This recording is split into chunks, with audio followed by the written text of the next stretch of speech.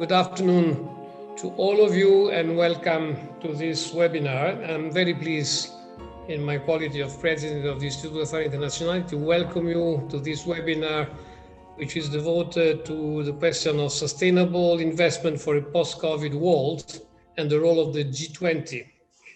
This event, this webinar, has been organized by the Istituto Affari Internazionali with the collaboration and support of Assicurazioni Generali, and is one of the several spring roundtables organized in the framework of the T20. T20, for those of you who are not familiar, is a network of international think tank which provides all along the year, I would say, analysis and policy suggestions and policy recommendations to the leaders on the items that are in the agenda of the G20. First of all, now I would like to thank President of Assicurazioni Generali, Mr. Galateri Di Genola, whom I thank once more for the support and the collaboration, but also for being with us personally this afternoon. And I would also like to extend my thanks to all participants, from Alex to all of them, for having accepted our invitation to participate in the workshop. Now, as a laboratory of ideas and analysis and proposals for the G20, the T20 has a key function of providing a vision and also a number of policy recommendations to the G20. And consistent with this ambition, today's webinar has the aim and objective of enriching the current discussion on how to reorient initiatives measured, but particularly investments at the global level, aimed at fostering a green and just post-COVID recovery. The Italian Presidency has a very special opportunity this year, exactly because of the pandemic, and because the President of the G20, of course, and because the pandemic has accelerated many trends already underway in the global economy and more generally in the international scene. But it has also stressed the need to rethink our paradigm of growth and development. The key word everywhere is sustainability. So we have to rethink growth according to the criteria of sustainability. And now when it comes to sustainability, we have to be aware that this has at least two meanings. There is an environmental dimension in the word sustainability, which means that economic growth must be compatible with a better protection of the environment, with a more effective contrast of climate change, and with a more rapid energy transition. And so green investments are very important, and it's important to stimulate green investment, but it's also very important to reach an understanding on a shared and common definition of green investment. This is something on which we are working already in many fora. But sustainability has also a social dimension. It has been stressed by many in the post-COVID analysis of the situation that we need to rethink our societies. And the social dimension of sustainability means that economic growth must also be compatible with the ambition of fostering inclusive and resilient societies, of reducing inequalities in wealth distribution, and also in improving access to basic public services. Now, sustainable investments are then an instrument also to achieve a recovery that should leave no one behind in a short term. New financial instruments are being utilized already to mobilize capitals in an effort that should involve both private and public sectors towards the achievement, for instance, of the objectives of the Paris Agreement on climate, but also to achieve more generally the Sustainable Development Goals defined in the UN 2030 agenda. And this is why the discussion which will be held this afternoon is particularly relevant and consistent with the agenda and the vision of the Italian Presidency of the G20, which is based, as you all know, on the three pillars of people, planet, and prosperity. To achieve this agenda, to achieve this objective, there is a need to reorient investment, both private and public. Reorient investment in order to make them able to reach the objectives which are commonly defined and shared by the international community in terms of sustainability, as I mentioned a moment ago.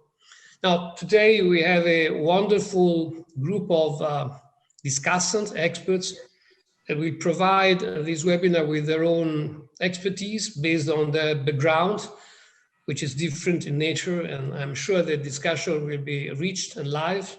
And I'm sure that a number of useful contributions will later on convey to the G20 network, but also to the Italian Presidency, which has a responsibility to deliver concrete results before the end of the year. So thank you once more to all of you. And now I would like to give the floor to Gabriele Gallardi, President of Generali, whom I once more thank for his support and collaboration. Gabriele, the floor is yours. Thank you, Ferdinando. Thank you, Mr. President. Good afternoon to everyone, and many thanks for inviting me to this meeting. The world after COVID-19, in my opinion, should not return to the world that existed before the pandemic. This is my main belief and the driver that should be the object of our webinar, the one to which, as a global company, we try to respond with concrete actions translated into long-term business plans. In 2008, the first G20 took place in Washington, D.C. to immediately react to the fallout of the financial crisis. Today, Italy is chairing the G20 in another moment of crisis, although the situation is much different. In fact, we are in a crucial stage for the global recovery. Let me say that now we do not only have the challenge to recover from an economic crisis or a social one, as the pandemic has triggered both of them. We also have to confront the destiny of global trade and a sort of rethinking of the supply chains in order to simplify them. We are fighting to restore the productions, contain unemployment, and help the communities. We have, as Ferdinando said, to build resilience and equip our societies to be stronger in the face of systemic risks. We have to imagine the future to come, generations ahead. It is tough because the progress seems to run faster than our ability to shape it. But we can be positive and confident, as we heard this morning in the speech of Mr. Visco, chairman of the Bank of Italy, because while the COVID pandemic is still very much a reality, we are beginning to see a light of hope. As vaccination intensifies, our economy slowly reopen. With its large scale and rapid financial action plan, Europe has sent a strong signal of unity, and it is regaining and strengthening the trust of its citizens. The arrival of the recovery plan funds will open a new political, economic, and social phase for the European Union. And finally, never has there been such a strong international consensus on the need for immediate action to tackle the environmental crisis. Differently from 2008, this time around, the financial sector has an integral part to play in the recovery of our economies, and in doing so, to develop competitiveness and innovation together with sustainability and a change for good. As an insurer, our purpose, the engine of our long-term profitability, is sustainable by definition. The insurance industry is a resilient presence for the global economy, showing its solidity even during the COVID crisis, and it can transfer this solidity and resilience to the economic and social system. Our industry in Europe manages 11 trillion euros in assets. Thanks to this firepower and with a strong expertise in long-term investments, we can contribute as investors to support the recovery and the development of areas such as the green and digital transformation. As an example, we have launched the Fenice 190. By the way, 190 is a number that remembers the 190 years ago when our company Generali was founded in Trieste in 1831. This is an impact investment plan of 3.5 billion euros over 5 years to support sustainable recovery in line with the objectives of the European Union Recovery Plan. The program focuses on the green transition of infrastructures, SMEs, and investments contributing to achieving the United Nations Sustainable Development Goals by 2030. I would like to share with you briefly a few ideas on how we can increase sustainable investments in a post-COVID world. First, we need to ensure that ESG investing and impact investing become our guiding compass in where we decide to put our money and in the projects we choose to support in the long term. For this, we need high quality, science-driven and internationally accepted standards, as the President was mentioning also a few months ago, giving us a common grammar as to what is and what is not sustainable. Additionally, the crisis has highlighted some weaknesses of major dimensions in our ecosystems and communities. We need to work hand in hand, private sector and public authorities, on the development of a sound protection instrument against the future systemic risk. Let's remember that the pandemic is not the only risk that we will have to face in the future. We all have a role to play in this endeavor, but only by doing so together, we can protect the livelihoods and the resilience of our businesses, especially our SMEs and communities, which in turn will make it easier to bounce back after the crisis. This is why we are supporting, this is another project, the promotion of an anti-pandemic fund at the European level, by means of which the insurance sector, the reinsurers, national governments and institutions can collaborate to cope with the cost of business interruptions. And this is a subject that we are discussing already with our local authorities and in Brussels.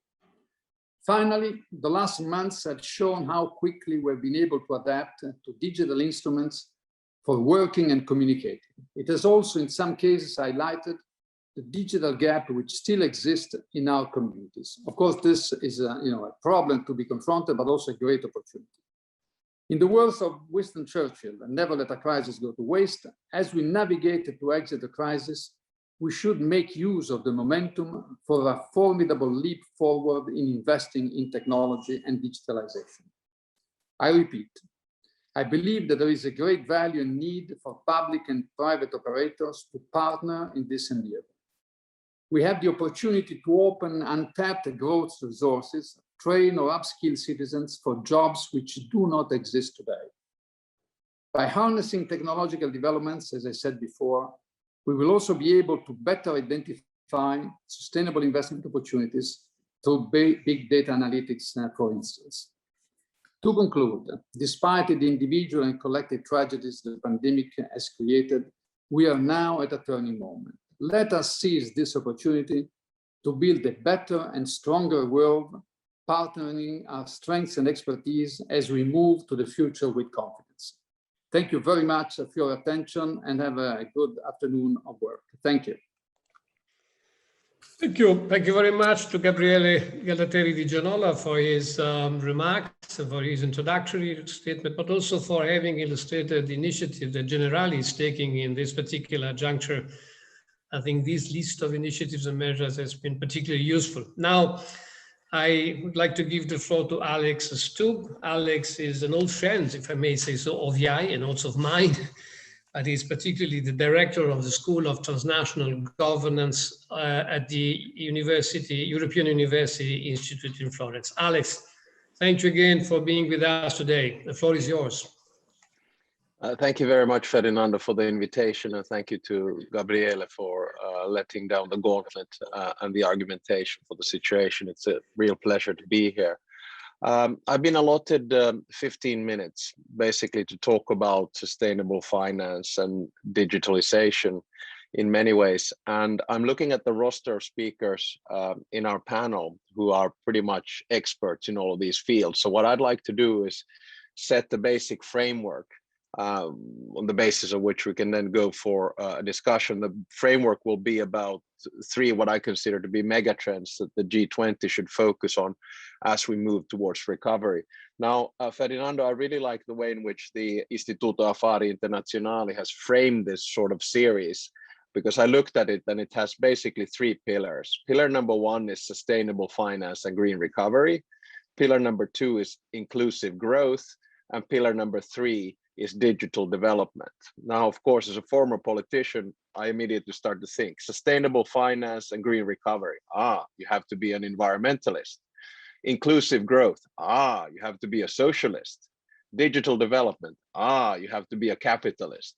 So I think in this spirit, I will try to give a very sort of, how would I say, transnational approach to the megatrends that we have at the moment. And the three megatrends that I want to define, I think two of them will be very familiar to everyone. The third one is sort of looming around the corner.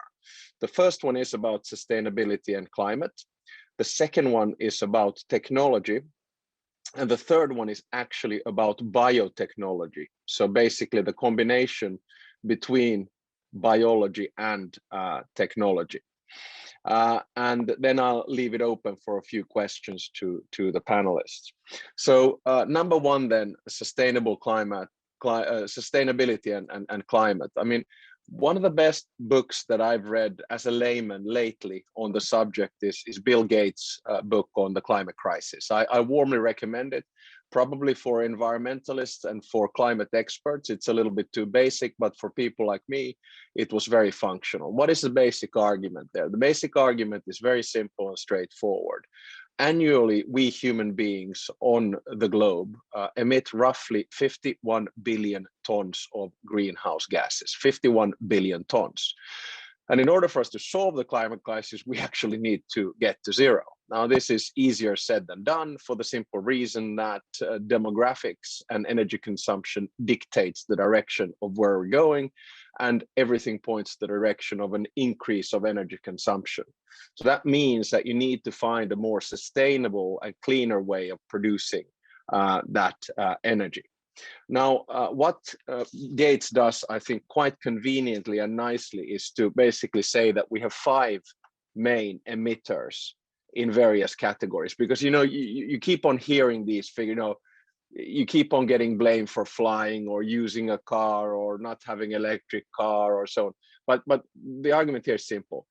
Number one is making things. So basically cement, steel, and plastic. That's roughly 31% of the 51 billion tons per year. Number two is plugging in electricity. Of course, it then depends on how the electricity is produced. Is it nuclear, is it coal, and so on? But it is 27% of gas house or of greenhouse gases. Number three is growing things, basically agriculture. So plants and animals, that's roughly 19%. Number four is getting around, planes, trucks, ships, and cars. That's roughly 16%.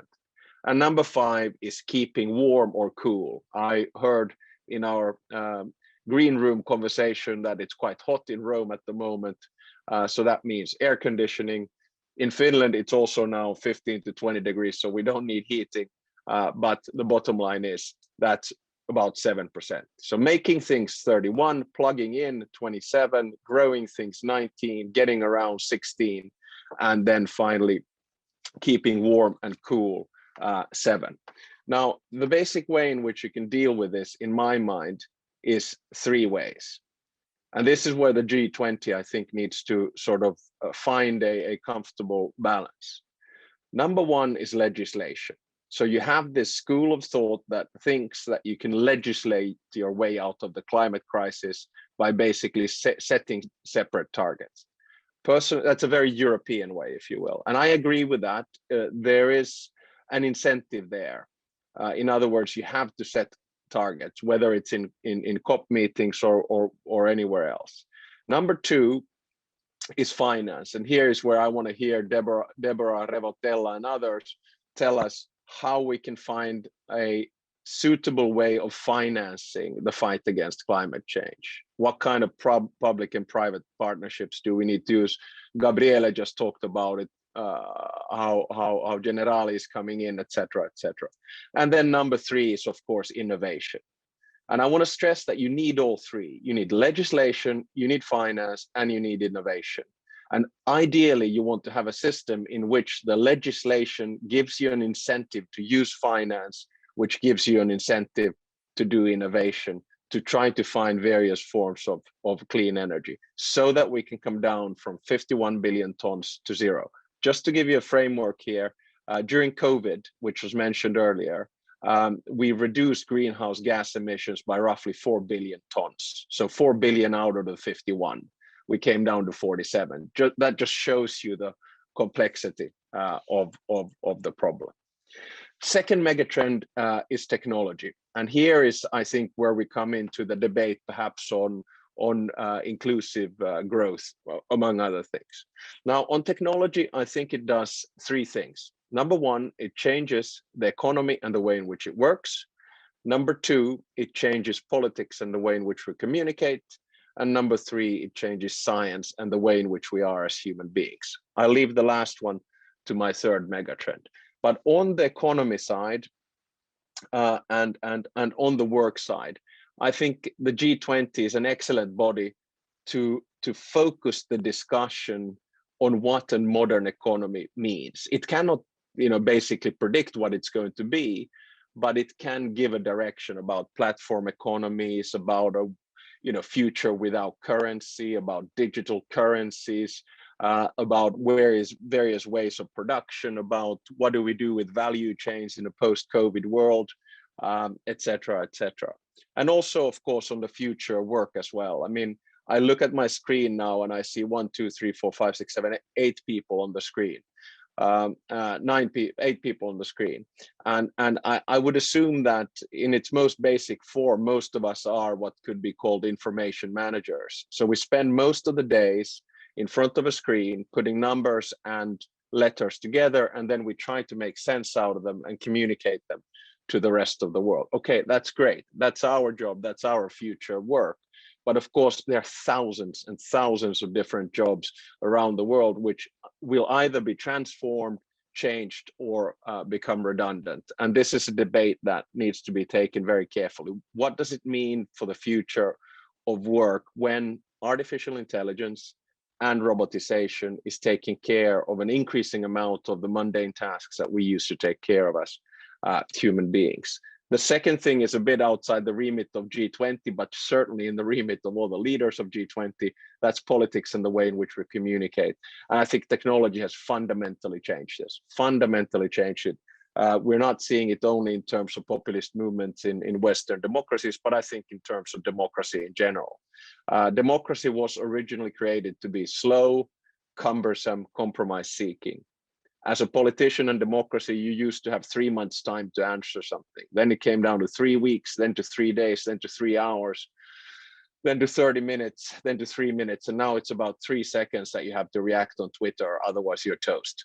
So what I'm trying to say is that we're also changing the way in which we are communicating. And this is something that G20 needs to look at. Are we creating digital democracies, or are we creating digital dictatorships?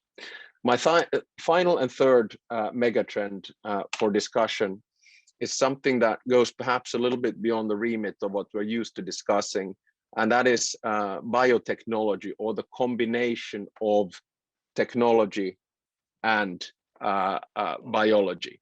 And in many ways, it is a question of data management, it is a question of ethics, and to be very frank, it's also about a question of what is the future of mankind, to be very blunt.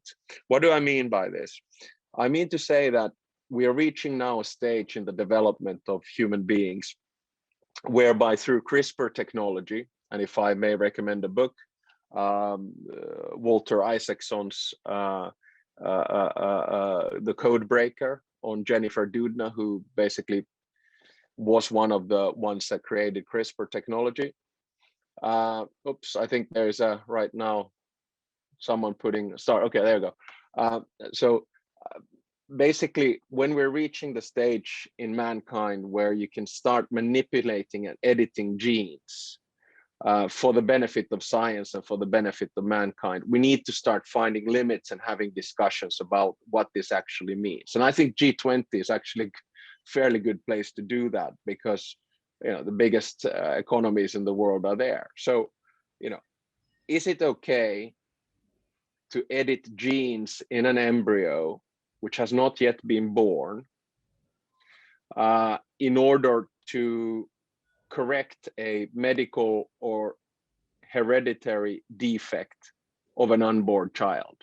So say hypothetically, the child would have a genetic disease which would, say, kill that child at the age of 10. is it okay to take out that gene, edit it, put it back in, and let the child born? We're probably of the opinion that yes. It becomes a bit more complicated when you can start making choices, which is already possible now, of should that child have blue eyes or brown eyes? How tall should that child be? How intelligent or mathematically inclined can that child be? How muscular can that child be? Then we're starting to talk about changing the lottery of life. And I think this is something that cannot be left alone to nation states to deal with. And G20 could be a good place to have a conversation about this. And of course, the whole biotechnology can be taken a few steps further. My argument here is that it is not irrelevant what kind of rules we set for the use of CRISPR technology, much like it was not irrelevant what kind of rules we set on using nuclear weapons or organ trading, etc., etc. So my framing of the argument is the following. I think the G20, because in many ways, you know, it's a loose form of international cooperation, which is global, which is one of the rare global ones that actually works and is efficient. And I'm not, you know, saying that the UN is not, but the UN is a little bit on the heavier side. I think it needs to be a trendsetter in number one, sustainability and climate change.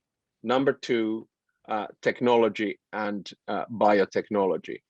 I'll finish off just by saying that I'm right now in the process of finishing listening to a biography on Leonardo da Vinci. And I don't say this only because I'm a wannabe Florentine. And yes, this book is also by Walter Isaacson. So I started to think about, you know, what would Leonardo da Vinci tell the G20? You know, we all know he was a painter, a draftsman, an engineer, a scientist, a theorist, a sculptor, an architect. But he was first and foremost, obviously, a Renaissance man, but someone who was extremely curious about finding solutions to things. Yes, he left a lot of things half done. That's not the point. But the point is that we need sort of a Da Vinci type of a drive at the moment to find solutions to these megatrends. And I think, you know, because of the development of science, we are at the sort of eve of doing it. And therefore, I think this is going to be not the place where we find the solutions, but the place where we're going to have a really interesting conversation. I'm really looking forward to what the panelists have to tell, not only about the megatrends, but on how to finance them. Grazie. Thank you, Alexander. So I'm going to take over now. Let me introduce myself, and then also I would like to thank again Alexander for making all those fascinating points. And he's really set a wonderful frame, wonderfully complex and comprehensive frame to try and tackle. I'm Silvia Pavoni. I'm a journalist with the Financial Times. I'm here in London, where it is also very sunny today. So it's a lovely day to be outside, but also it's a lovely day to be inside and talk to all of you. So I'm a journalist here at the Financial Times. I work for the specialist division of the Financial Times, and I specialize on sustainability and sustainable finance. I'm delighted to be here with you this afternoon. Thank you again for the invitation. And I shall be moderating the panel discussion that will take us further into the subject of sustainability. So we're going to talk, of course, about climate change, about technology, about some of the challenges that Alexander so eloquently and interestingly started addressing. And we're also going to focus on capital. So, of course, a lot of which was one of the points that, of course, has also been mentioned, where capital should flow to help tackle and reshape the economy in a way that we hope would make it more just and better suited to deal with the new types of challenges. So let me introduce you to the panelists, and then we're going to hear from them for a few initial remarks, and then we're going to start a conversation. And I also would like to invite the audience to join the conversation and to send us questions through the Q&A function. I will keep an eye on that, and then I will put them to the audience, and of course also to Alexander to join the discussion too. So with us we have Joyce Dutra, who is joining us from Brazil, I believe, Joyce, who is the co-chair of Task Force 7, Infrastructure Investment and Financing, G20 Italy, and also the Director, Infrastructure Regulation Center at the Fundação Getúlio Vargas. We also have with us Lapo Pistelli, who is Deputy Chair, Action Council on Sustainability and Global Emergencies of the B20 and Public Affairs Director at ENI. We also have a fellow Italian, Deborah Revoltella, who is the Chief Economist at the European Investment Bank, very active player in sustainability. And last but not least, we have Robert Fay, who is co-chair for the Task Force Digitalization of the T20 Italy, and Managing Director for Digital Economy Center at the Center for International Governance Innovation. So thank you all. And now the floor the virtual floor is yours. I would like to start with Joyce for your introductory remarks. Thank you very much, Silvia, for introducing me. And also I'd like to thank Instituto Afari for organizing and inviting me to the panel. So it's very interesting to listen to Alexander talk about the megatrends and the role G20 could play in sort of shaping the way in which these megatrends can guide us to, or can be conducive to a just and green transition. So I'd like to point to a few elements that connect with the discussions that we have in our task force on infrastructure, how to build back better. And so there is a much growing consensus on the idea of delivering a more just and sustainable society. So fairness is built in the concept of sustainability, but now we have a bold message about it.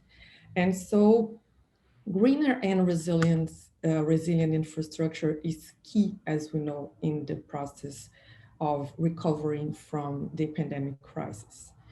Properly crafted investments and channeled resources could boost growth in the recovery through new infrastructure, but also help us rehabilitate existing ones.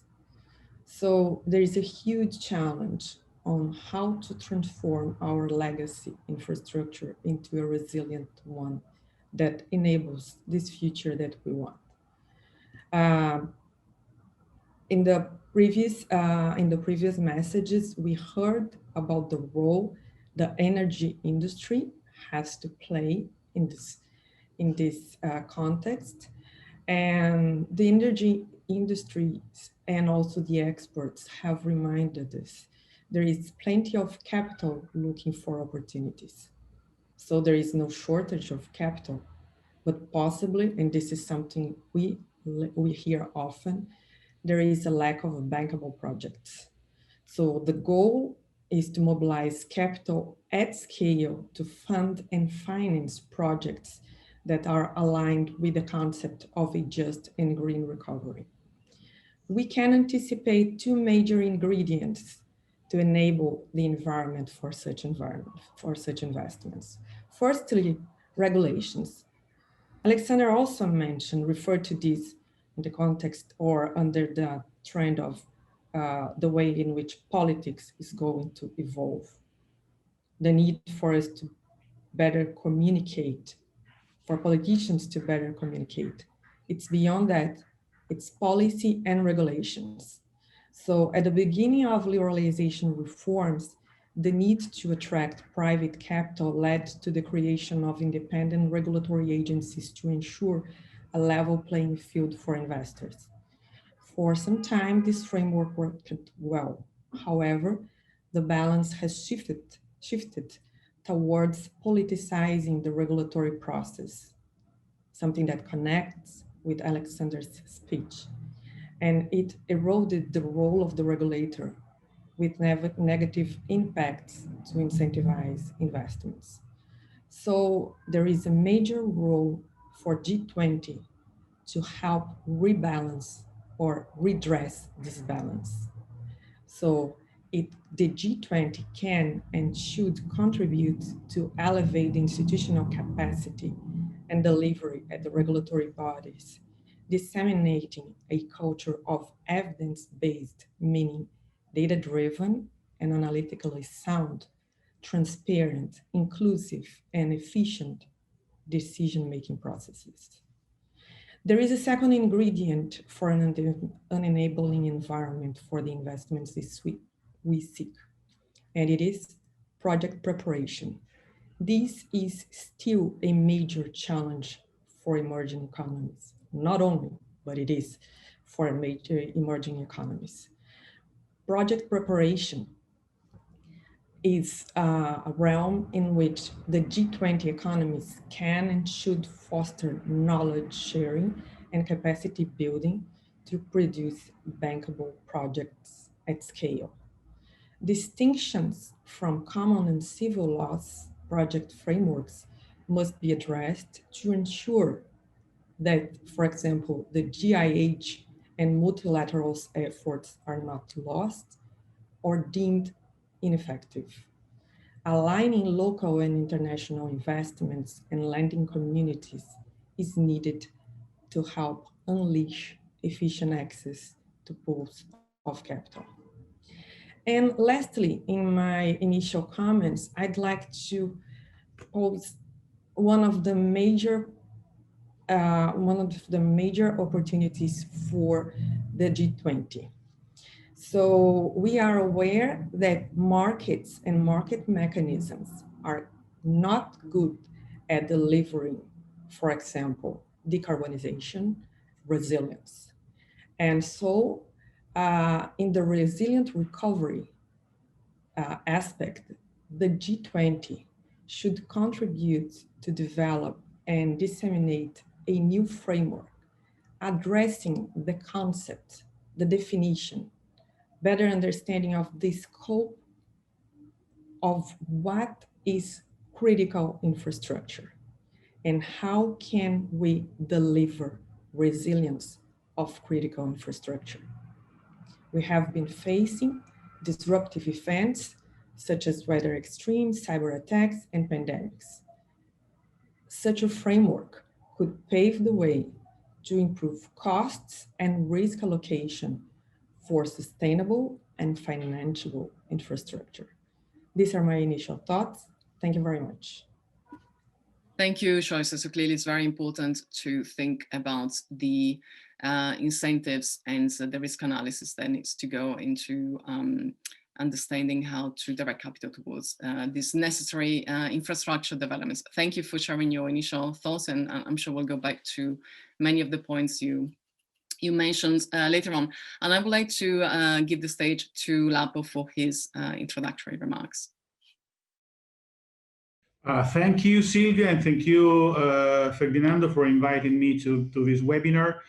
I would like to start by congratulating with Alexander, because really it was an exciting and dense speech, and as a former politician, I would like to interact with him for hours, but I have not the time, and the theme of what assigned to me is quite different. So I will spend my 5 minutes in a very boring speech about, I would say, the methodology that we have used in our Action Council, which has been brand new. You know that the title is Sustainability and Global Emergency. We had no legacy from previous B20s, so this has been the first exercise in this domain.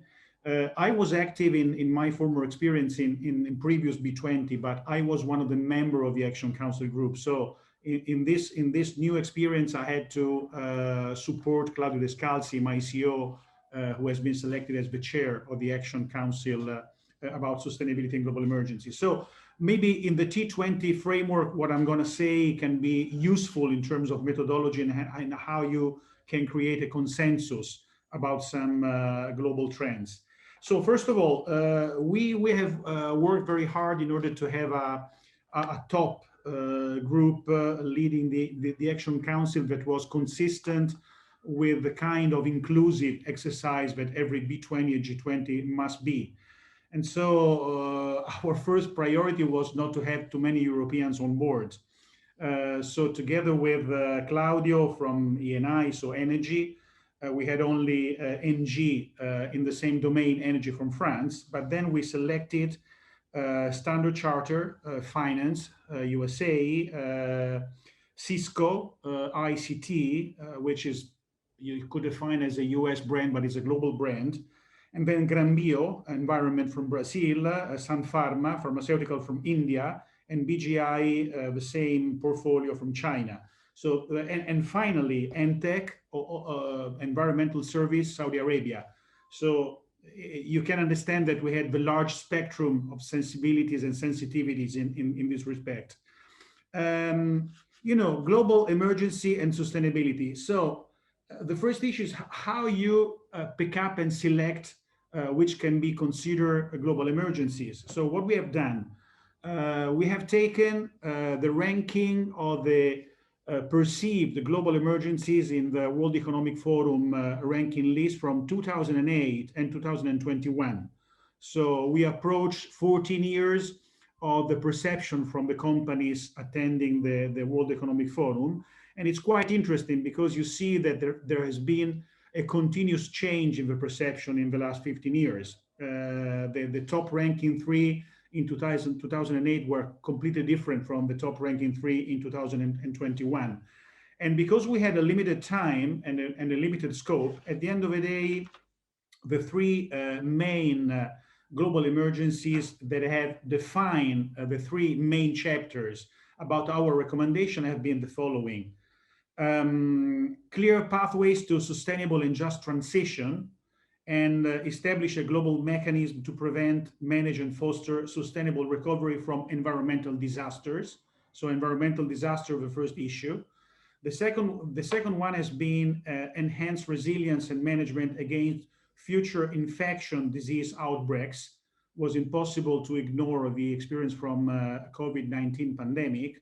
And the third one has been reinforced critical information infrastructure and data security against major cyber incidents. So you see environmental disaster, infection disease, and cyber incidents. These are the three main perceptions from the business community nowadays in 2021.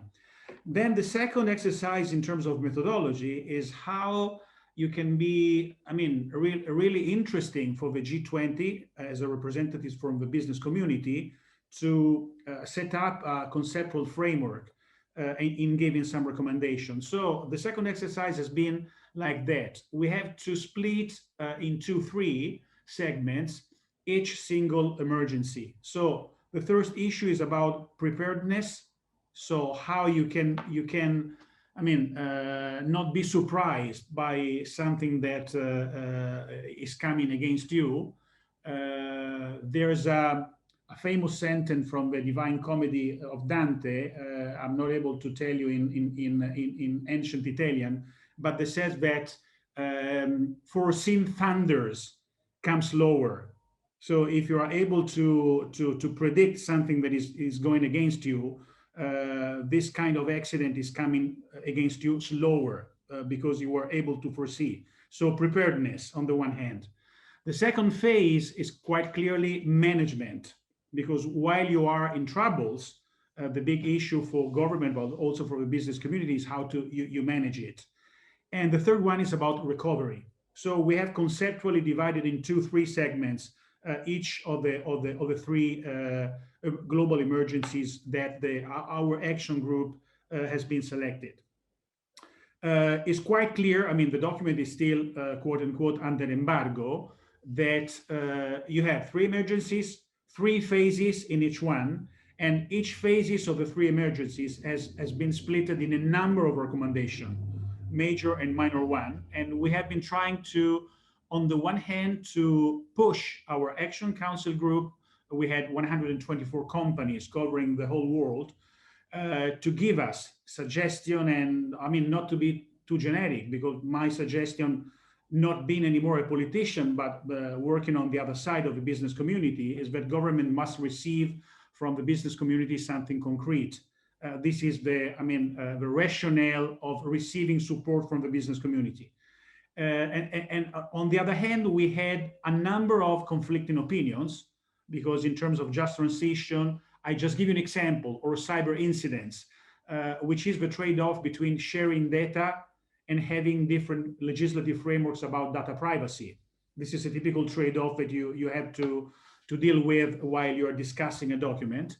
But at the end of the day, what we're going to suggest, I guess that we will end up our mission next Friday, has been a 80 pages document with a number of recommendations, which in my opinion are almost concrete.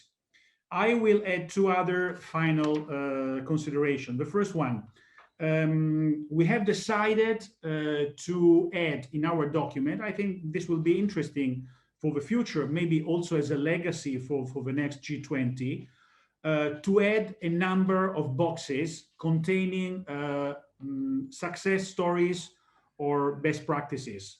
Because, I mean, if you come from the business community, I mean, I guess that a member of a government is expecting from you, you guys, what the hell have you done up to now in terms of being prepared to the emergency, managing in a resilient way, or being very fast to recover from an emergency. So at the end of the day, we selected no making single advertising from companies. We were very careful about that, but we have selected 20 or more than 20 best practices. Some of them are best practices coming from countries, from single countries, and other are best practices or voluntary initiatives taken from the business community regarding these three topics. And now we are trying to finalize our document with a final exercise, which is about KPIs. Because the first part of the discussion has been about, we have to ask to governments for KPIs in order to measure preparedness, management, resilience, and recovery. But then we said, okay, guys, we have to not to ask for KPIs, but to propose KPIs. Because also in this case, the business community can be effective if we're able to take on board our responsibility. So it's interesting in terms of environmental disaster. At the end of the day, we have been confronted with a number of suggestions, and we have picked up and chosen the Environmental Protection Index against other suggestions like the CO2 level, or the percentage of companies being compliant with the Task Force for Climate-Related Risk Disclosure, or the number of companies which are ranked in climate change score. Why? Because every single KPI you can select and choose have pros and cons in terms of coverage, in terms of how many countries and companies can be included in that kind of index, and also about the data updating that you are considering. In the second case, where we're talking about the infectious diseases, we have, at the end of the day, selected the Global Health Security Index against the International Health Score from WHO, or the preventive care spending from OECD countries. And in the third and final, we have selected as a KPI the Global Cybersecurity Index from the International Telecommunication Union. But what I would like to say is that I think that this kind of exercise, on the one hand, from the perspective of a former politician, I mean, it's very hard to go straight to the point, because it's quite clear that the more extensive is the exercise, the more inclusive you try to tend to make it. And the general denominator, common denominator, tends to be very superficial. So our main challenge has been not to be superficial. On the other hand, I think that at the end of this exercise, what is interesting, and Alexander gave us a lot of hints about that, all of this long pathway towards digital transition, energy transition, is a long marathon. And in this long marathon, you have a number of decisions about politics, technology, norms, adaptation to the market, which imply each other, which are implied each other. So you can start from one hook and to lose all the others. All of them are intertwined. And I think that this kind of exercise with 130 different companies covering the whole world, it's useful to increase at the end of the day the level of general awareness of how complex is this marathon and how governments needs companies to get the job done, and how companies needs not to be entrenched behind their business, and to be supportive in order to give recommendation to the government community to be more effective. So at the end of the day, this has been our methodology now, and I hope that this consideration can be useful for the debate and also in the framework of the T20. So how the think tank can shape the debate about the G20 outcome. Thank you. Thank you, Lapo. So it is a marathon, and I guess the point now is also to try and understand the strategy on how to run this marathon, how fast to go at the beginning, at the middle, and at the end. As you rightly pointed out, so we're here to talk about ideas. It's a perfect forum where to discuss this kind of strategies. You also started talking about the relationship between the private sector and the public sector, and how important this is, particularly when trying to tackle such a complex problem as the one related to climate change and more broadly sustainability. So it's great now that we are able to hear from Deborah, and obviously the European Investment Bank is very, as I said, is being very much active in this space, and hopefully Deborah is also going to help us understand their point of view, the EIB's point of view when it comes to bankable projects, because of course Joyce mentioned that there is an issue also in putting together these projects, the availability of these projects, which is related to our understanding of what is sustainability and ESG, environmental, social and governance principles, and then data, but we can talk about that later on. Deborah, the floor is yours.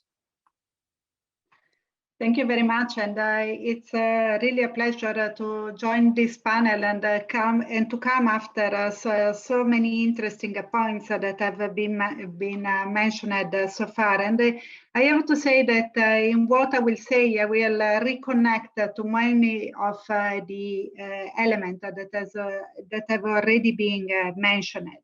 What I wanted to do now was actually to look at two things. On the one side, the concept of how to use these recoveries as an opportunities to really turn toward a more sustainable economy, and then go directly to the point of what is the role of institutions like the European Investment Bank.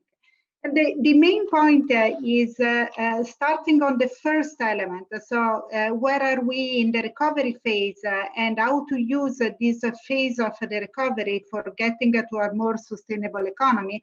I think the main point that I wanted to leave is that after the massive shock that we have seen in the economy, in this moment we start seeing the vaccinations accelerating, so we start seeing economies reopening. And in this specific phase, we also see very strong policy support that is still there and is promised to be there. On the one side, on the monetary policy side, access to finance, which is it has remained quite strong through the crisis, through the monetary policy point of view. And on the fiscal side, the fact that in this crisis, in particular, I make the example of Europe, but also at the US level, we definitely see it. We see the very strong fiscal stimulus that is coming up. This leads to something specific and is unique, at least speaking for Europe, in this specific recovery phase. What we see now is expectation for a very strong public investment stimulus. We have expectation for gross fixed capital formation at the European level of some 3.5% of GDP in the next 2 years, which is quite a substantial increase compared to what we have seen in the last years. That's quite important because this investment can really be directed and can be directed to go exactly where we need it in order to transform the economy. And that's what we are talking about is the digital, the green, and the inclusive transition and transformation. And these resources of public investment coming at the public sector point of view can really help accelerating the transformation, not only dealing with the accelerating the digital and green transition, but also dealing with the unintended consequences and then the just transition, as I was mentioning before. If we have a large investment plans, public investment plan, like the numbers that I was just mentioning, 3.5% of GDP in public investment, then the issues comes on how to make the most of it. And then I reconnect exactly to what Joseph was saying. Funding is not all. It's a matter of funding, but also planning and addressing the barriers to investment that are there. And I think as institutions, as a public institution, as the EIB, the concept is to transform into a combination of lending, blending, and advisory in order to create the condition for investment to flow in. At the European level, what we have seen is that this transformation of the economies is starting with a number of elements. On the one side, the taxonomy. The taxonomy has been an essential element in order to define clarity, provide clarity on what we can call green investment. So we define a market to start with.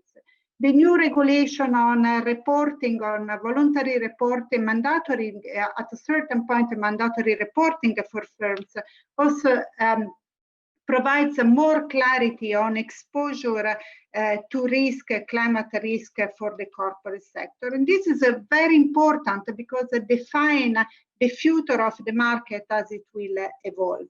And this is quite important because the perception of climate risk and climate challenge is not so much widespread. Even Europe, that is quite advanced, we find out through a number of studies that we are conducting that only 40% of European municipalities have actually the internal capabilities to deal with the climate transition. So they have their internal budgeting, green budgeting process and internal capabilities to drive it. At the firm level, there is a quite a strong recognition of physical risk related to the climate transition, but not to a transition risk. So the part of what will be the effect of a changing regulation on the firms is not really internalized by the firms. So they are not really prepared how to deal with this. So the taxonomy comes out and the new reporting requirements, they come out as a driver for more clarity and transformation of both on the one side, the firm side, but also of the public sector side in terms of how to take this climate risk into the perspective. And on the other side, other than the taxonomy and the reporting, there is the whole work that is coming up, coming from the regulatory point of view and financial sector regulation. The fact that exposure to climate risk starts to be required, the assessment of own exposure starts to be required and it becomes a part of the regulatory point of view for the financial sector, is leading to some pricing of the risk exposure and then a transformation on that side as well, complementing the other part of the market. So that's what, as we see the combination of elements, one important point is the taxonomy, then clarity of the direction in terms of policies, and then a recognition of exposure to climate risk, and then also the pricing in of the risk in terms of the financial sector. If we look at what we are doing as an institution to support the transformation. As the European Investment Bank, we have launched a major transformation process, becoming the EU Climate Bank. So we have transformed ourselves in the way in which we internally operate. We have, as a bank, as an institution, we combine various elements. So we have been changing our way of lending, and also the blending and the advisory component. We have been supporting in the development of the taxonomy, but also in the term of project preparation and then the lending side. But we are also involved in our internal transformation, looking at, as a bank, analyzing our own exposure to climate risk, and then providing clarity on our own exposure and how this affects us. And also we have been quite involved in terms of the sustainable bonds market development. We have been the first IFIs issuing climate awareness bonds, and we have been continuing to support the development of the market, combining climate awareness bond with sustainability awareness bond more recently. And today in 2020, actually 15% of our funding is based on these kind of instruments. So overall, I think as institutions, as an institution like the EIB can play different roles on the lending side, on the advisory side, supporting the regulation development, and then supporting the instrument developments, and as a bank also being subject to the regulatory requirement, and then providing a view on how this is transforming financial institutions. Thank you, Deborah. There was a lot there. So you mentioned the green taxonomy, which is, of course, a landmark, really, effort by the EU, and an effort that is likely going to be the basis of similar efforts around the world. The UK is looking at the green taxonomy. Other jurisdictions are doing the same. You also talked about the challenges in even understanding the repercussions on the economy of climate change. So physical risk already rather difficult in some cases to analyze, transition risk even harder. And of course, we have the ECB, the European Central Bank, and the Bank of England, that which from a financial services perspective are trying to address that just now. Of course, we also have other monetary institutions looking at how to tackle it. So there is quite a lot there. You also, of course, mentioned data. The taxonomy is going to help us understand and qualify what is green in this case, and perhaps at some point that we're also going to have a social taxonomy that will help us understand what the S in ESG should be. And so this is the perfect segue to now bring in Robert, because I know that he wants to talk to us a little bit about data. So Robert, the floor is yours. And before you start with your brief speech, just remind the audience to do send your questions in, because we really want this to be as interactive as possible. So prepare your questions, put them in the Q&A box, and I'll make sure to read them and ask them to our panelists after Robert's speech. Robert. Great, thank you very much, Sylvia. And in fact, yes, a lot of my remarks will be on the topic of data, and I'll explain why that's important. And in fact, they do relate, my remarks do relate to one of the mega trends that Alexander mentioned, and I think also to the other, to the one on biotech. And I think my remarks do complement some of what's already been said. So I'm going to talk about data. And data sounds very specific, but in fact, it's very, very broad. And one of my points is that better data, more equitable access and use of data are important elements to spur innovation and to make economic growth more sustainable and inclusive. And in fact, making data available for use and reuse is an essential part of an industrial strategy to boost innovation and competitiveness in all sectors of the economy. And we see that taking place in some more than others. But it also requires governance innovation along what we call the big data value chain, which is big data, artificial intelligence, and then how they're used. And what we've seen over the course of the pandemic are that people, businesses, governments have relied more than ever on digital technologies, and those technologies have been driven by data. But at the same time, the pandemic has also exposed the governance gaps that exist with the use of data and the technologies. And this was very evident with the debate over COVID exposure tracing apps that revealed a number of interrelated governance issues that went well beyond the technology. And in fact, I was happy to see that it went well beyond the technology and were related to privacy and data sharing, public safety and health, cybersecurity, which Lapos mentioned, cross-border data flows, and so on. And in fact, the pandemic, I think, has really served to bring attention to the rising harms from the monetization of personal data, which is the invasion of privacy, the spread of mis and disinformation at scale, which can be used to attack and disrupt essential services, among other things. And these undermine inclusivity, societal values, and even democracy, as Alexander has touched upon. So it's also highlighted the need for clear governance of the sharing of all types of data, whether it be personal, business, government, machine.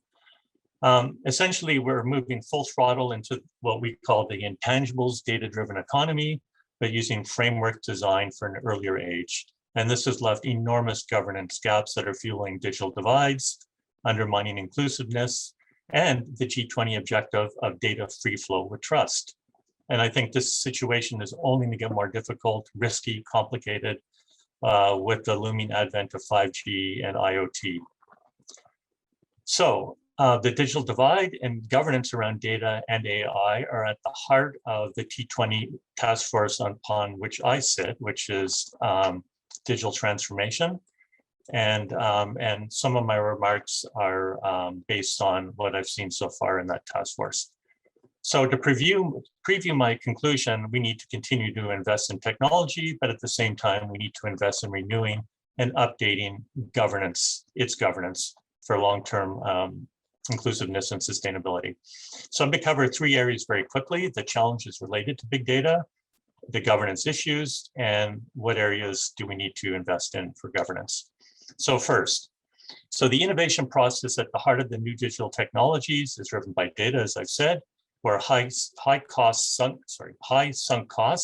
to invest in infrastructure, the near zero marginal cost of production have given first movers a tremendous advantage to exploit economies of scale and scope and information asymmetries to build monopoly power. And this shift is resulting in fewer winners, more losers. And indeed, the characteristic of this economy is the winners takes most economic structure. And those winners are concentrated in some jurisdictions, in some firms, and in some groups of people. And this has taken place against a backdrop where firms are engaged in cutthroat competition over the control of intellectual property and the rents that accrue from it. And this pits firms against each other. It pits countries against each other. Those that have the large data stores, that have the technologies and the infrastructure, that have the skills and the power to decide the rules against those who do not. So it's not inclusive. You know, there's been a lot, the number of times I read about how data are non-rivalrous, which essentially means that one person's use does not affect how any others use it, is true. But it really misses the point that data are excludable. And excludability could be the result of a firm's strategy. Not surprisingly, some firms don't want others to have access to their valuable data, and that would be supported by intellectual property rules. But it can be related to a lack of skills, lack of access to appropriate infrastructure, and it can be a deliberate national strategy and the contest over the values that govern the uses of these technologies. So firms, countries, jurisdictions are strategically setting rules that benefit their own interests. And our national and supranational institutions, policy regulations have not been designed for this environment, and nor have they kept pace with them. So let's turn to my second set of points in the governance issues. And the first is just the insider-outsider dynamics that are pervasive. And this is small versus large firms, small countries versus large, the skilled versus the unskilled, and so on. A second point here is that our vertical structures for decision-making are not suitable to deal with horizontal issues. So governments tend to make decisions vertically, but digital technologies create horizontal policy issues, and the decisions made in one policy area may not be suitable or consistent with those needed in other policy areas. And then third, and I think very importantly, spillovers, externalities are endemic, and they range from everything from the distribution of rents, taxation, health, and also there are governance spillovers, and that is the externality of governance rules decided by firms, national legislatures, or even at the regional level, spill over to other areas, other countries, without their input into that governance. So my solutions, my third set of points is, not surprisingly, we need to invest in updating our governance. And this is clearly an area where the G20 can and should take action. So given what I've said, we need to take a comprehensive approach to the update of governance. And so we need strategies for data sharing and data reuse. And these strategies would include different types of data structures, such as commons, collaboratives, and trusts, that would set the rules over data access, use, and reuse, and the control of the data. And then these data sets can be used for innovation in a way that's consistent with the values of those who provide that data. Second, we need to improve our governance tools. And this means the use of standards, regulations, and laws, things that we already use, but we need to take a renewed focus on them. And we need to experiment with new governance structures, such as regulatory sandboxes, which are used in the financial sector. We need to use self-regulation, co-regulation, and regulation as needed. And we need to, alongside that, we need to update our rules related to privacy, competition, cyber, trade, and so on. And then we need to ensure that governance is more inclusive. Spillovers imply the need for government action, and the pervasiveness of the effects of digital technologies means that we need a systemic, multi-stakeholder approach as part of these governance discussions. And then we need to invest in governance coordination at the national and international levels. And I'm not a politician, but we have two here on the panel, so they know better than me how difficult it is to get coordination at the national level, and even more so at the international level. And so at CG, where I work, we've suggested the creation of what we call a digital stability board, modeled after the financial stability board, as a mechanism for coordinating global governance of digital technologies. So let me conclude with another lesson from the pandemic that relates to vaccine pricing, vaccine access, and intellectual property. So when substantial public resources are used to create big data sets and lead to technological breakthroughs, the resulting innovations should recognize the value of the taxpayers' funds and that have contributed to that outcome. And so part of big governance, big data governance, has to be clear statements on intellectual property and the access and pricing of the final product, so that we can avoid the messy situation we have seen currently with vaccines. And this matters for sustainability because, like vaccines, a breakthrough technology, for example, it could be in the area of climate, would be a merit good. The more I use it, the more others around me benefit from it too. And that's it. Thank you. Thank you so much, Robert. Really interesting presentation. You touched on a lot of key points, of course. Keen to find out how the Digital Stability Board will develop. We do have a few questions coming in, so let me go straight there because I'm also mindful of time. So the first question is about, and it's a really good question. So after the emergency of the pandemic, that made even more crystal clear the importance of being able to adapt with innovativity and be able to fund that kind of innovation. Yet the person asking the question is saying that usually the startup environment in some parts of the world is still very much slow and not always conducive to actually helping these ideas to flourish. Who should help funding these new ideas? And there was a mention of the EIB. Perhaps maybe I should go to Deborah first, and Deborah, I'm going to put you on the spot there first. What can the institutions like the EIB do to actually help create innovation and support startups? And of course, we are talking now virtually in Italy, and Italy is going through an effort of trying to digitalize its ecosystem, for lack of a better word, using some sort of a jargon, which I have to say I don't particularly like, but to help create a more entrepreneurial, I guess, and innovative economy. Deborah. Yeah. I think it's a very good question, actually, and very good elements that are put in these comments. And I fully agree that we need more innovation, and we need more innovation also to support the green transition. They are absolutely linked, because some of the technology that we need for addressing the green transition are still not fully developed. So we need a lot to support these areas. For the moment, it's true that a big part of the public support is going particularly towards the venture capital market, and that's true. It's true also, we as an institution, like our EIB investment funds, is backing as minority investors venture capital funds that represent some 50% of the market. Also, the Commission is active in this area, so there is a lot of public support that is supporting the venture capital market. The second step, that is more on the growth finance, it's less developed in Europe.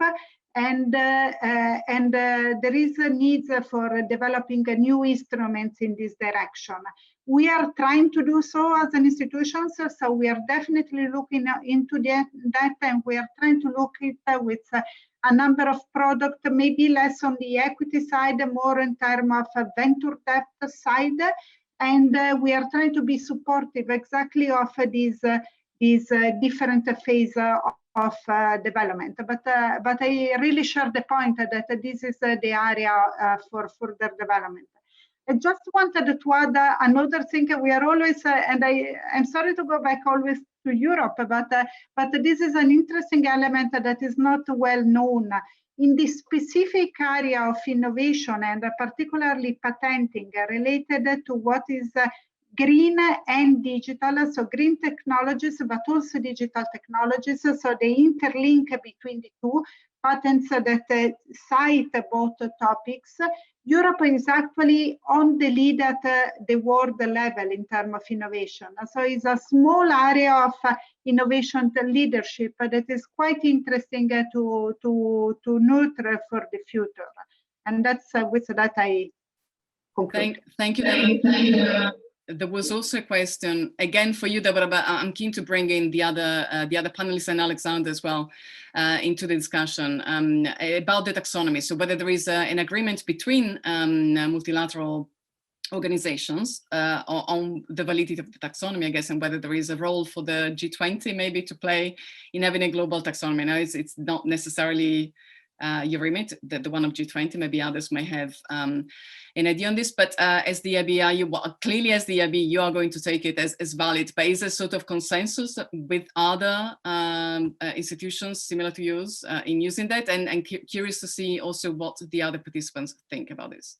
So Deborah, really quickly, and then we'll ask Joyce, Roberto, Lapo, and I leave it to other the discussion more on the G20 side. I think the taxonomy is mostly European at this stage, and I think we would be very much in favor of more development. But I leave it to the others to discuss on the use on the G20. Thank you. Can I bring in Alexander? Alexander, do you have a view on this?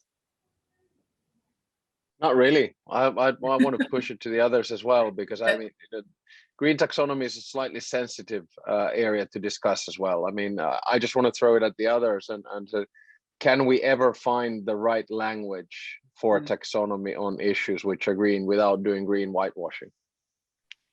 Right. Okay, Lapo.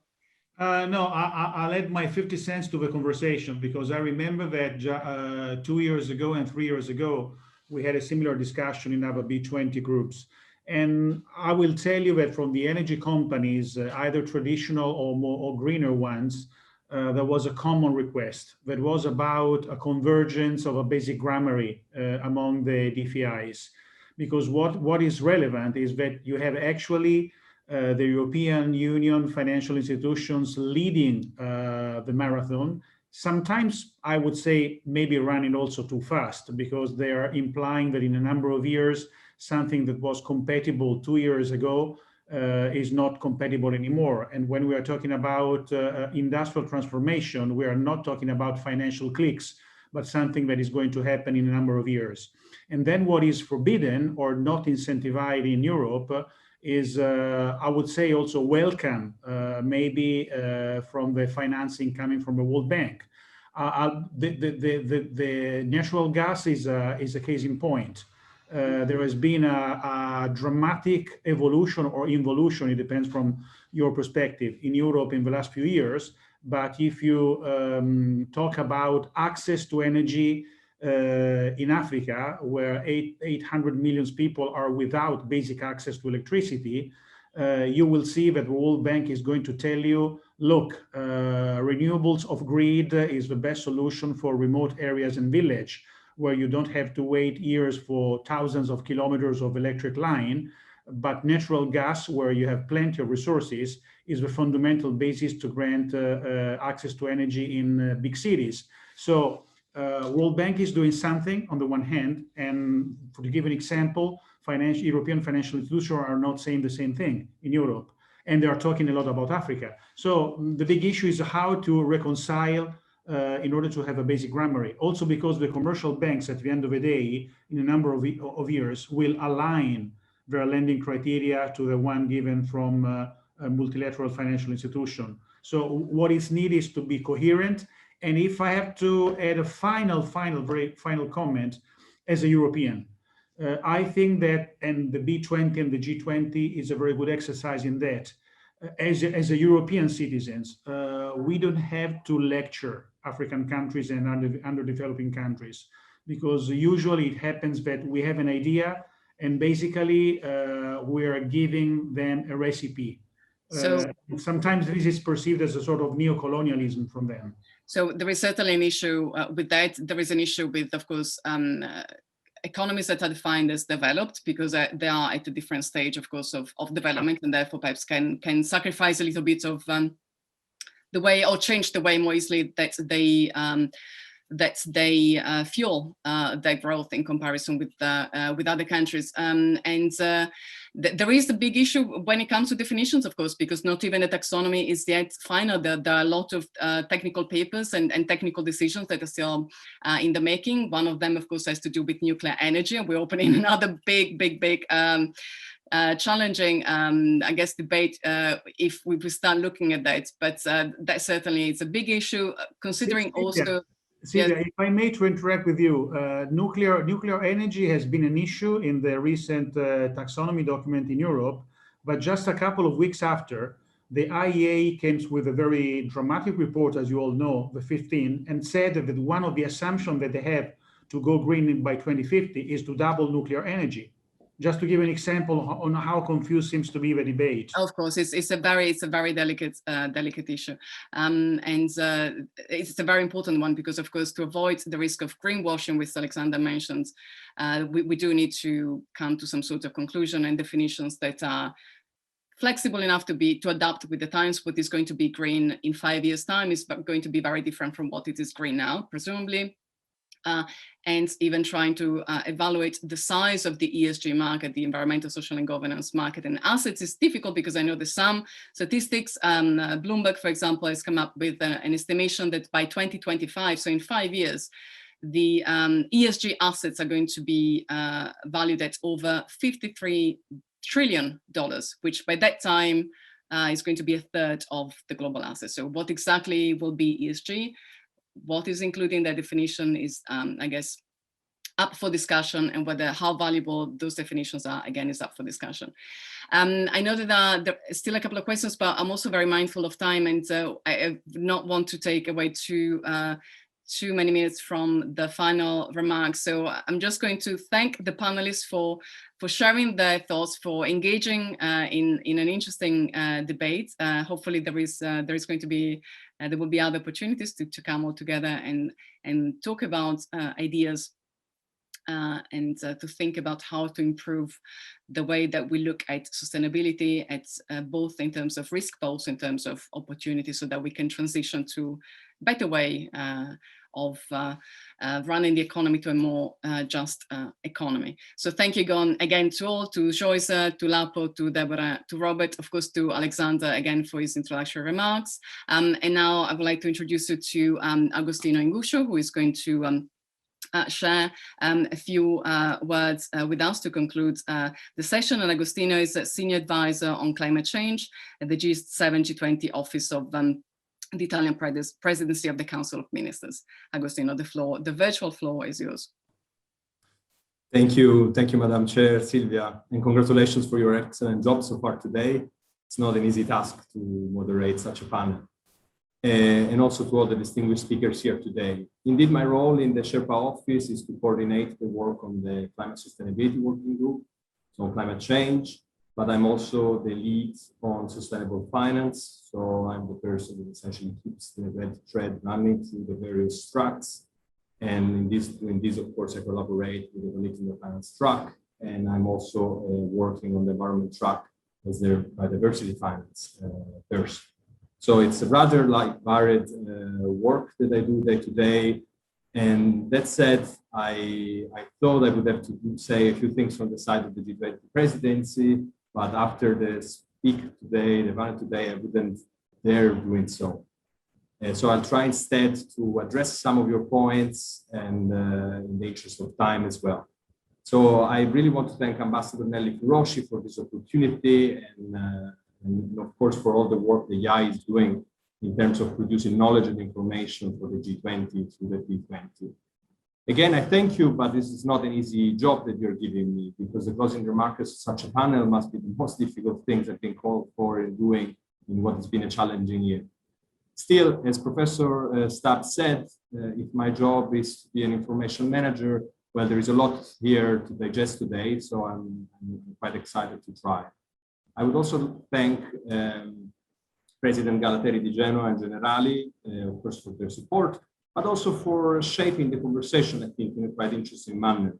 Indeed, a very interesting aspect of the G20 for me, and something that brought me to work on this matter for the year, is the fact that it seems to be an institution in constant development, an institution that is developed through crisis. So indeed, the finance crisis of 2008 was really like the quintessential starting board of G20 as we know it today. And I think that in this new crisis that we are facing, which is completely different and much greater in terms of depth and spectrum, and again, thinking about Professor Stab's intervention, this could be the first global crisis that brings together biology, society, technology, politics, everything. So here we have the very first 21st century crisis, I think, and it's exciting indeed to have a role in shaping the way in which multilateralism will respond to this crisis. And again, I think that the way in which the G20 responded to the finance crisis in 2008 has been instrumental in giving it what I perceive from your intervention being some type of credit in responding to this crisis. So I thank you for also for your belief that we can do something here today. And Director Pistelli, thank you very much for your intervention, which wasn't boring at all. And indeed, I think that our role as a presidency is to provide innovation for future presidencies. So what you described today to us in terms of how the B20 and the action task force is doing, I think you're doing exactly what is needed, right? So we are building a new block of the road in front of us, which is what I try to do every day this year.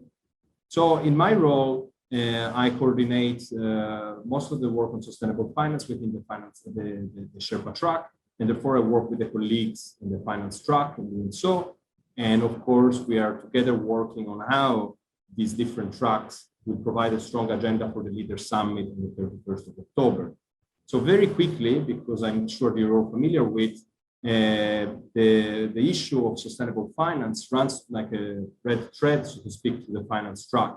As Joysa explained so clearly, the group on infrastructure has an important role there. Of course, financial regulations, and Deborah referred to it, also the financial is a fundamental task to accomplish there. And of course, the very exciting innovation this year is the upgrade of the Sustainable Financial Study Group to a fully fledged working group. And also there is an important role.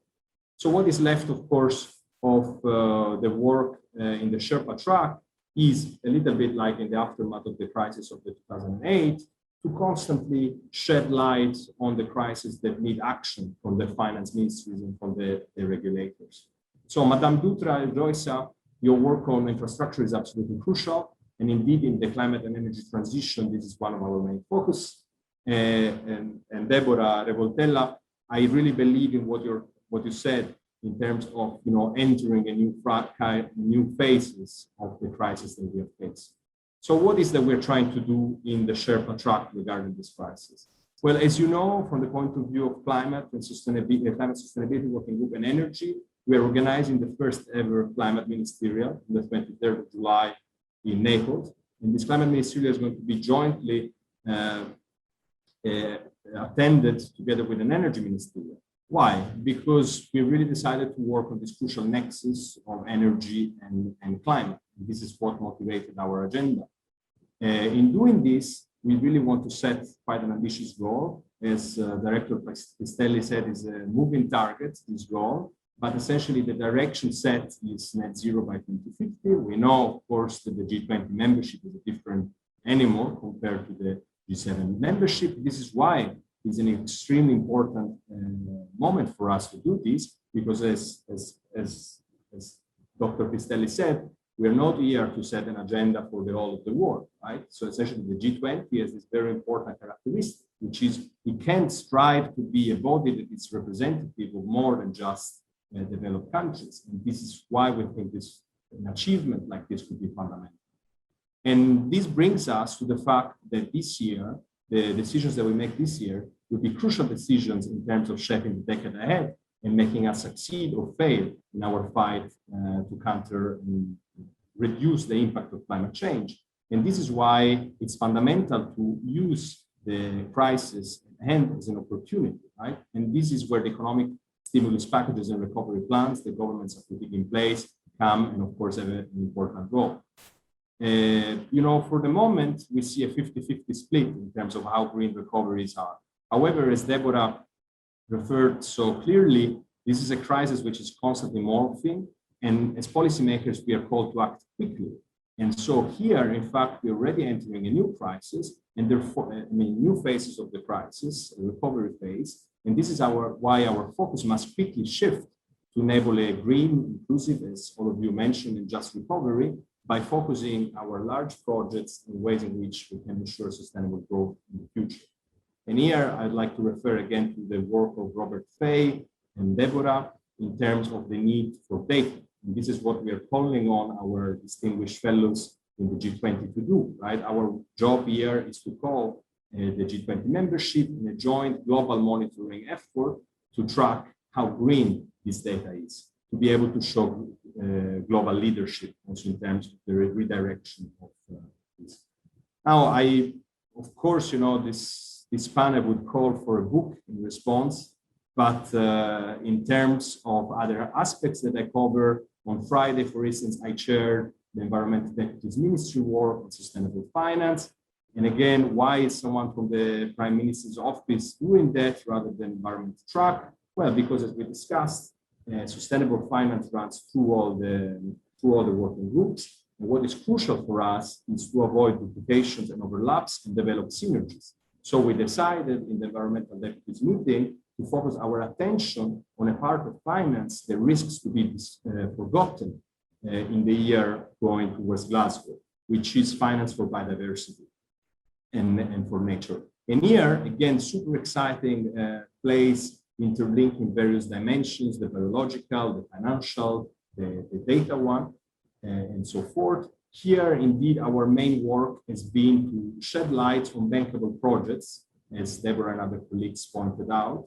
And indeed, our work has been, for instance, the one of showcasing the work of multilateralism the G20 is doing to prevent land degradation, also in public-private partnership. And for instance, we had a very interesting presentation that was very, very well received by the delegates on the Land Degradation Neutrality Fund, which is managed by a private company, Mirova, one of the biggest funds acting in the biodiversity space in the world, but building on public financing received through the UNCCP process. So again, in this, what started as a purely public enterprise now has 60% of the funding coming from private sources. And again, here to conclude, the crucial role of insurers, right? Because investing in nature takes time. So this is quite interesting today to be talking with you in front of our distinguished colleagues from Generali.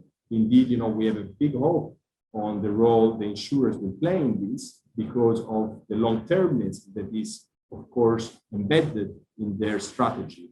I forgot what the president of Generali referred to, but I think it's business for 190 years, right? Well, that's the kind of vision that we need to have. So finally, again, thank you so much for the opportunity to be here today. On my side, of course, this can be a beginning of a conversation. I know that you are busy drafting the policy guidance notes for the G20. Well, but you know, our ears are open. So anytime you'd like to discuss these things, for us, really like engagement with this group is crucial. And I thank you for your attention, and I give you back the word, Madam Chair. Thanks. Thank you, Agostino, for finishing up and wrapping up this this webinar on such an interesting and very important and complex topic. I hope that we helped a little bit understand perhaps if at least the complexity, if not perhaps the entirety of the problem. Certainly finding new ideas and transforming them into action is something that we all need to do and can do. And so this is keeping on talking about this complex subject again is absolutely paramount. So thank you again for everyone who's joined the discussion today on behalf of the Istituto Affari Internazionali. Thank you for the invitation. Of course, as a journalist, I do love talking to people and finding out what they do. And as Alexander and others have said, we need to understand how to communicate better. And of course, we in the media world, in journalism, we also need to tackle that challenge, and hopefully we can help you, we can help everyone to understand not only in terms of getting hold of news, breaking news, but also in terms of understanding and giving you access to the people, the voices and the data shaping this space. So do come and check out the content at the Financial Times, not just the newspaper, but also the specialist division of the Financial Times that covers banking, asset management, foreign direct investments, and much more. So do come and get in touch and do write to me personally with any queries or any ideas. I'd love to hear from you all. Thank you again. It's been a pleasure spending this afternoon with you. And for the ones of us who do have the day off, such as in the UK, it's a lovely day outside. So hopefully we will continue to enjoy the rest of the evening. So thank you again to all. And